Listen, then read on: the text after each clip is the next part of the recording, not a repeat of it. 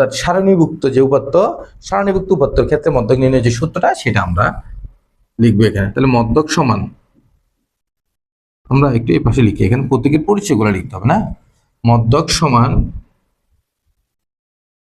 মধ্যক বা মিডিয়ান সমান এই সূত্র L plus n/2 minus FC bracket দিব into H/FM, L plus n/2 minus FC into H/FM।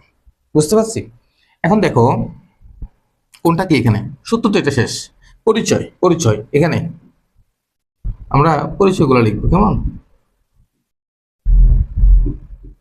এখানে L ইকুয়াল টু মধ্যক শ্রেণীর নিম্ন সীমা, মধ্যক শ্রেণীর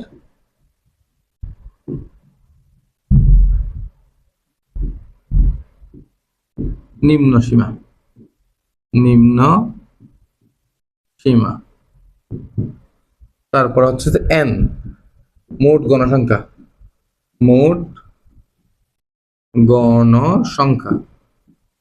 এগুলো আমার লিখে রাখা উচিত ছিল, তবু তোমাদের জাস্ট বোঝার সুবিধাতে আমি লিখে দিচ্ছি, লিখে আগে রাখলে ভালো হইতো।